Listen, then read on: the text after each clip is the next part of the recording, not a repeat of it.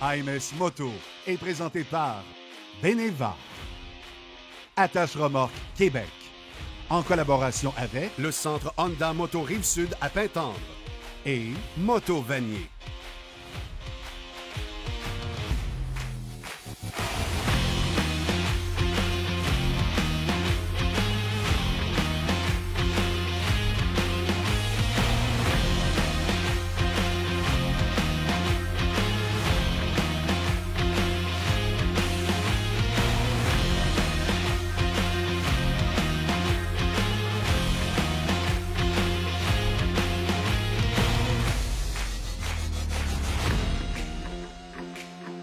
Bienvenue à MS Moto, c'est notre dernier épisode original de la saison et un cornet à 3 boules. Notre pilote Michel Boilly va nous montrer ses photos de voyage de sa merveilleuse randonnée dans le Dragon's Tail dans le sud des États-Unis. La gamme des Ducati, vous allez voir, les Scramblers sont très intéressantes. Il y en a plus de variétés que jamais. Et on va parler de la Honda Rebel 1100. Les assurances et les modifications sur les motos, ça peut se faire, mais il faut en parler à son assureur. Également, bien sûr, lorsque vient le moment de se promener en moto, on pourrait choisir de le faire bonifier avec plein d'accessoires. On va vous présenter ça avec les amis de Sport VL. C'est le menu. Les motos viennent dans tous les formats et à MS Moto, on aime ça vous présenter des variations différentes. Chez un même manufacturier par ailleurs, nous sommes au centre Honda Rive-Sud à Lévis avec Étienne Bolduc. Étienne est un gars qui connaît ses motos Honda. Il est capable de vous donner les numéros de pièce jusqu'au 12e chiffre sans se tromper. C'est vous dire. C'est vous dire. La Rebelle est un modèle extrêmement populaire, disponible dans un certain nombre de cylindrées. Ce qu'on a devant nous, Étienne, c'est la 1100. Ça, c'est la livrée 2022.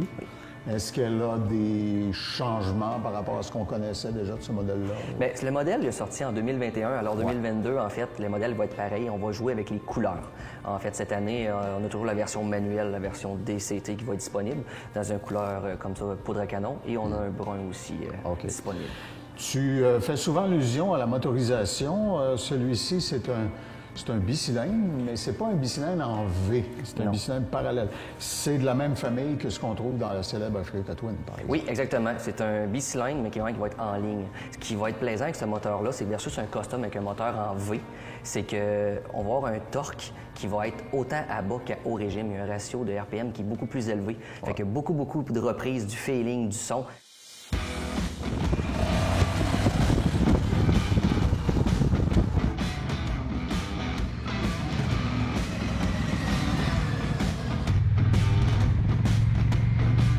Les bicylindres en V, comme tu le fais si bien remarquer, ils ont beaucoup de couples. Tu peux littéralement faire tes coins de rue en deuxième vitesse, etc. Par contre, il y a des limitations au niveau de la révolution du moteur. Oui. Ça contourne ce problème-là. Oui, exactement. On vient vraiment, là, on ne dira pas doubler, là, mais presque. Là. OK. Puis comme c'est une motorisation qui a été éprouvée sur l'Africa Twin, la base du moteur, la géométrie, l'architecture, il n'y a aucun risque, évidemment. Celui-ci a le look un peu plus custom, à cause notamment de sa couleur. Tu as appelé ça poudre à canon? Oui, noir poudre à canon. Wow, OK. Il est très bas. Alors, des gens comme moi qui ne sont pas très grands, beaucoup de dames vont adorer ce genre de moto-là parce qu'il y a de la performance, puis il y a aussi une position de conduite très confortable. Exactement. C'est un centre de gravité qui est très bas. La façon que le moteur est positionné, c'est un poids qui est beaucoup moindre. Ouais. Et les pieds aussi. On n'a pas les pieds en avant. Alors, quelqu'un qui va être ma grandeur, on est très, très, très confortable, les pieds rapprochés, ce qui fait aussi un meilleur équilibre. Puis peut-être un petit peu moins difficile pour le dos aussi, quand les gens sont en position vraiment très étirée. Avec les routes qu'on a, parfois, ça peut causer des petites surprises. Parle-moi du catalogue d'équipements qui est possible, parce que ce que vous voyez maintenant dans la livrée 2022 du Rebelle 1100 qu'on a sous les yeux, en couleur poudre à canon, il est très dépouillé, là. Il est dans son look le plus custom, mais vous avez un catalogue d'accessoires très élaboré. Oui, exactement. On peut avoir vraiment côté esthétique, on peut venir changer les sièges. Je peux avoir des sacoches, dossiers, porte-bagages. On a un pare-brise. Aussi, on a un grand pare-brise qui va être à la même couleur que le véhicule, en fait. Là, qui va être un noir, là, un gros fairing.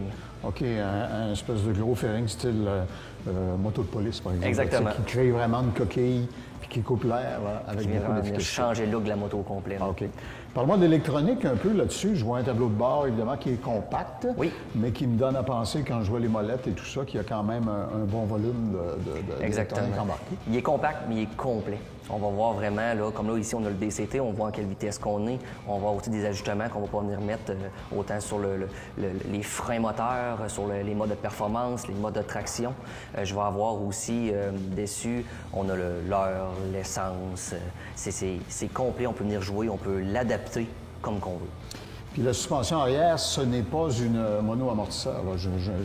J'en vois deux. Là. Ouais. Oui, c'est double Puis au ils ont gaz. leur réservoir d'ajustement, ça veut dire que c'est ce qui est le plus sophistiqué. Là. Exactement. Ça ne sera pas une suspension qui va être sec.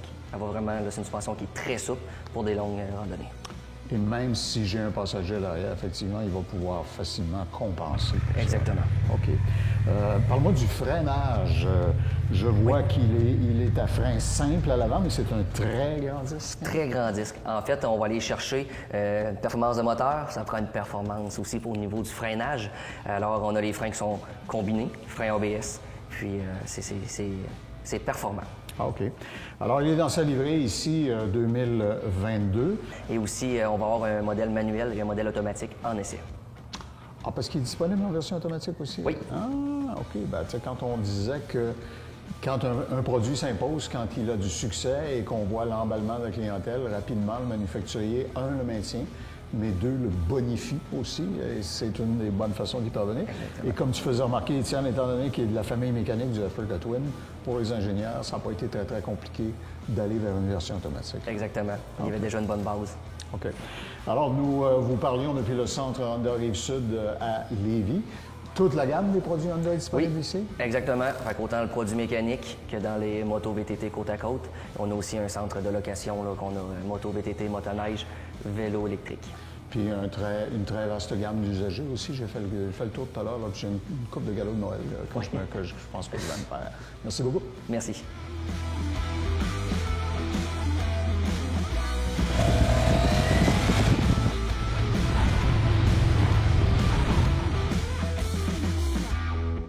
Ce segment vous a été présenté par le centre Honda Moto Rive-Sud à Pintendre.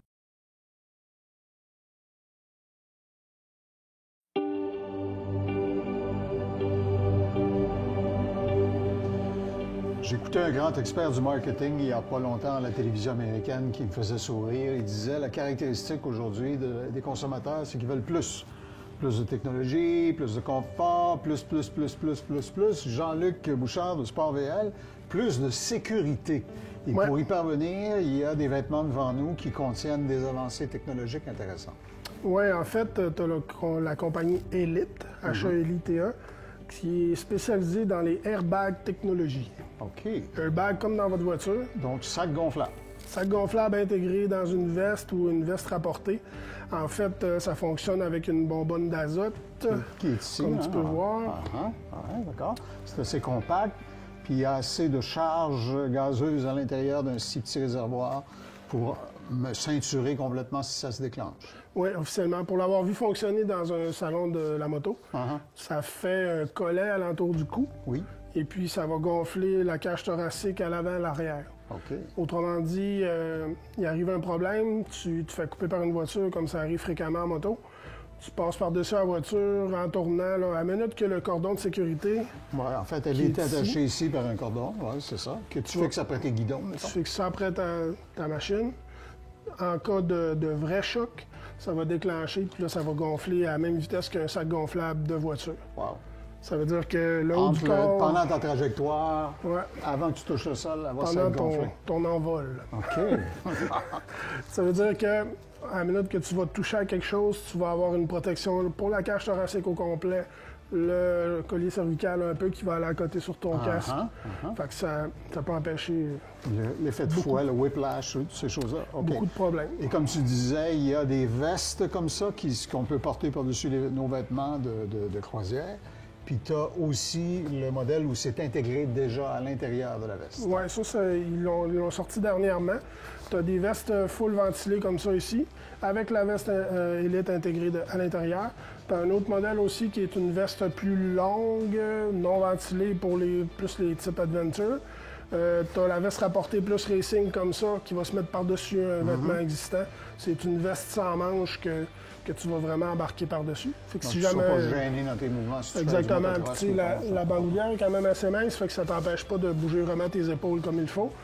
Et puis, encore une chose très importante, si jamais ça vous intéresse d'acheter ce type-là, il faut que tu viennes avec ta veste que tu portes pour être capable de choisir la bonne pointure par-dessus ton vêtement. Puis tu m'expliquais qu'il y a maintenant de plus en plus de manufacturiers qui intègrent ça. Il n'y a pas seulement la marque qu'on a sous les yeux. Non, ceux-là, c'est ce qu'on se fait demander le plus souvent. Mais tu as Alpine Star qui en font un. Tu as d'autres marques aussi qui sont plus disponibles en Europe. Mais à la base, au moins, c'est disponible dans plus qu'un manufacturier. Plus qu'une gamme. Ouais. Exactement. Okay. Puis si vous posez la question, est-ce que ça va se déclencher tout seul si je suis distrait, je débarque de ma moto, puis j'oublie de déconnecter le cordon?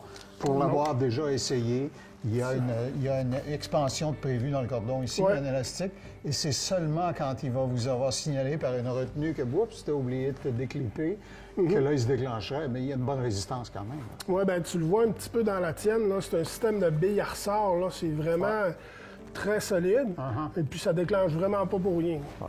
Si, écoute... faut vraiment que tu sois distrait, là. Je l'ai jamais vu encore qu'un client m'a dit « Hey, écoute, j'étais dans l'une, je m'en allais pour la pause pipi, puis je me suis transformé en bonhomme Michelin. » Exact, ça a jamais arrivé. OK, bon. Je te dirais que c'est super efficace. C'est sûr que c'est quand même onéreux, mais notre vie vaut plus que ça, là. Exact. Bonne idée. Alors, si vous avez le goût de plus de sécurité, bien, allez voir plus sur le site de sportvl.ca. Vous trouverez la gamme, les prix, les dimensions, etc. On va vous arranger ça, vous allez voir. Jean-Luc Bouchard, SportVL, merci beaucoup. Merci à toi. Ce segment vous a été présenté par SportVL. Bonjour tout le monde. Je voudrais vous parler d'un petit voyage que j'ai fait avec un groupe de mes amis. C'est en Caroline du Nord. Ça s'appelle la fameuse Tail of the Dragon. C'est 318 courbes dans 11 000. C'est la route 129 qui fait le lien entre la Caroline du Nord et le Tennessee. C'est complètement dans l'ouest de la Caroline du Nord. Mais toutes les routes qui sont autour de ce point-là sont fantastiques, mémorables. Petit voyage qui se prépare un petit peu à l'avance parce qu'on est allé au printemps et on ne sait pas toujours quel type de météo on va rencontrer. Donc, il faut prévoir des vêtements chauds, des vêtements bien ventilés et rafraîchissants. Il faut amener ses équipements de pluie. Je veux juste en profiter pour saluer mes amis qui sont venus avec moi. Il y a Guy, Paul, Paolo, Steven et Marc qui ont participé à cette randonnée-là mémorable. On a fait la Shirohala Skyway, on a fait la Dragon Ridge, on a fait plusieurs boucles qui ont des noms, qui sont spécifiques à là-bas, mais toutes les routes sont belles, sont à faire. Une XR, une Multi, une V4 Sport,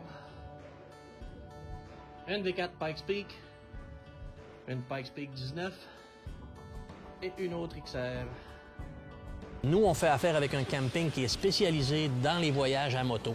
C'est-à-dire qu'il y a un espace pour laver nos machines, il y a des stationnements couverts pour vraiment passer la nuit. On peut soit louer des cabines, soit y aller avec un équipement de camping, des tentes ou des roulottes ou des trucs comme ça. Les gens sont super sympathiques. C'est vraiment orienté pour le voyage à moto. Les routes là-bas sont vraiment fantastiques. C'est exactement comme les gens le décrivent. Il y a plein de vidéos sur YouTube qu'on peut voir. Mais c'est mémorable d'y être. C'est mémorable de le faire au moins une fois dans son existence de motard parce qu'il n'y a pas 1 kilomètre qui est droit dans ces régions-là. On faisait des boucles à chaque jour de quelques 200-250 kilomètres. Il y a l'événement aussi. Une fois qu'on a terminé, quand on arrive au camping, on est tout le groupe ensemble. On prend soin de nos machines, on prend une petite bière, on se fait un feu de camp, on prépare le souper. C'est vraiment tout l'happening, tout ce qui est autour de ça qui fait le plaisir de ce genre de voyage-là. Et nous, on l'a fait, c'est la 2e année de notre groupe. On va le refaire encore. C'est vraiment mémorable comme endroit. Par contre, il faut tenir compte de certains facteurs. C'est assez loin. je vous parle de cet endroit-là. C'est sûr qu'il y a plein d'autres endroits à aller, mais la Caroline du Nord avec la Tail of the Dragon, c'est 1800 km. Donc, c'est 2 jours pour se rendre ou 22 heures si on n'arrête pas. Mais c'est quand même facile d'accès et il y a beaucoup de petits hôtels, il y a beaucoup de camping comme celui où on va, c'est le Mountain Life Retreat. Et il y a beaucoup d'accommodations qui sont disponibles pour vous dans ces coins-là. C'est vraiment orienté pour les gens qui font de la moto et qui vont faire du tourisme là-bas. Il y a des endroits où on peut s'arrêter. Il y a beaucoup de haltes sur le bord de la route. On peut regarder les gens qui sont vraiment passionnés, maniaques. Il y a des clubs de Corvette, il y a des clubs de Porsche, de BM qui vont aussi faire le Dragon. Mais toutes les routes qui sont autour de ça sont fantastiques. Donc, c'est un voyage à faire. Je vous conseille d'aller voir sur Internet les vidéos et les différents sites qui sont reliés à ça, qui sont spécifiques pour les motards qui veulent aller passer là, quelques jours ou une semaine mémorable. Moi, je vous dis qu'une semaine, c'est pas trop. Vous allez adorer. C'est assurément un endroit à mettre sur sa checklist de motard.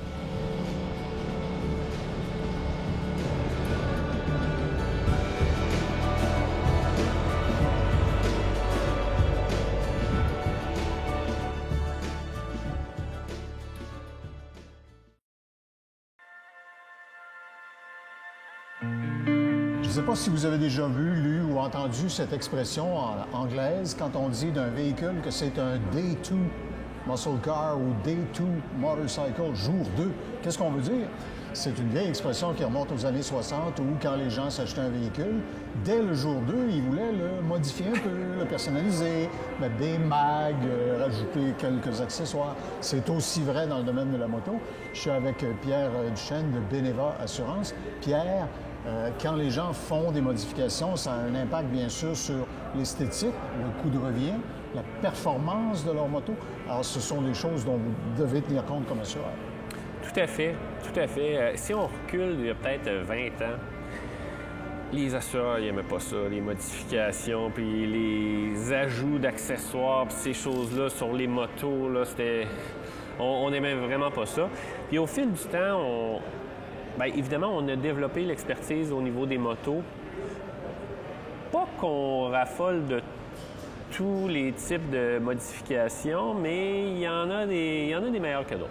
Tout ce qui est accessoires, bien ça, c'est bien correct. Même que maintenant, à la capitale, on a un premier 5 000 $ sur les motocyclettes qui est couvert sans frais. C'est sûr que lorsqu'on va vers des modifications de performance, là, des fois, ça peut être un petit peu plus délicat. Les fameuses trousses, là, stage 1, stage 2, attachez vos trucs, stage 3. Mais ceux-là, puis... on les aime. Ouais. Ceux-là, on les aime parce qu'ils viennent du manufacturier et ils n'altèrent pas la garantie. Tout est bien encadré. On sait que la moto est sécuritaire. Donc oui, il va y avoir une prime additionnelle parce que la valeur de la moto a changé aussi. Donc, c'est sûr que c'est... Mais l'assureur n'est pas dans l'inconnu. C'est pas qui a patenté ça, qui a fait ça, est-ce que ça tient la route, est-ce que ça respecte les règles physiques normales de l'ingénierie, et ainsi de suite. Exact. Vous avez déjà la réponse à votre question. Là où est-ce que c'est plus problématique, c'est lorsqu'on a des modifications au niveau de la performance, au niveau de la structure de la moto. Là, ça peut être un petit peu plus problématique. Donc, on va poser des questions additionnelles, puis on va essayer de voir c'était quoi l'intention derrière ça et à quel niveau la moto peut être encore sécuritaire ou non.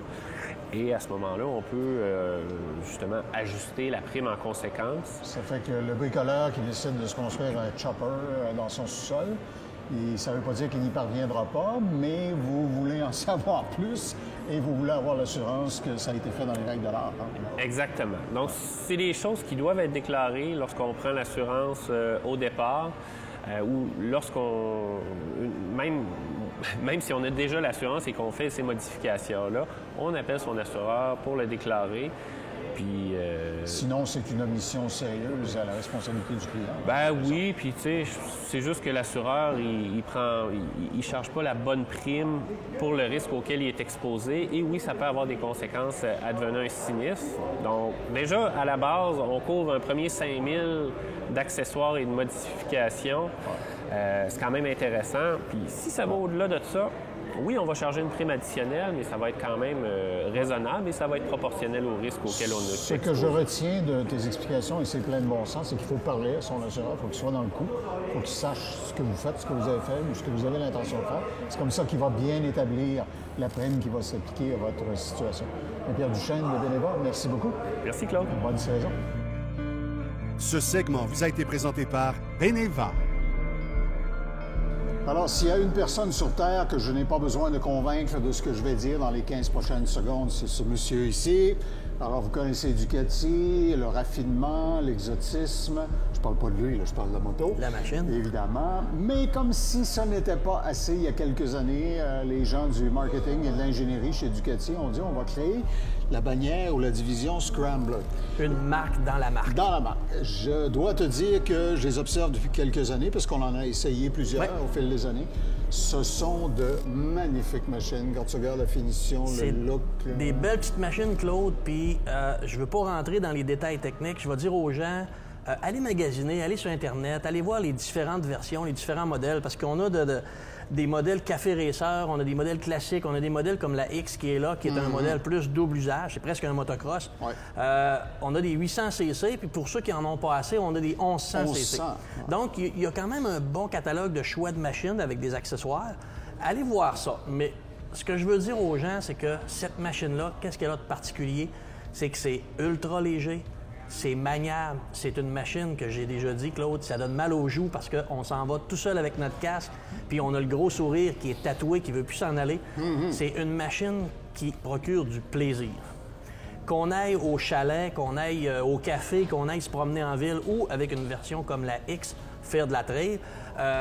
Puis ceux qui pensent qu'un 800, c'est pas suffisant, on a la 1100 comme ça. Puis ce modèle-là, c'est un modèle qui est un petit peu, on va dire, pimpé. On peut l'avoir avec la suspension all-in, qui est plus haut de gamme, plus progressive, plus de luxe. Plus raffiné. Plus raffiné pour les gens qui recherchent quand même, qui veulent investir sur des options importantes. C'est toutes des machines qui viennent de base, à part la Café Racer, avec des pneumatiques un peu double usage. On va dire c'est probablement autour de 70-30, là. OK. Mais ça s'adresse aux gens qui veulent faire des balades d'aventure.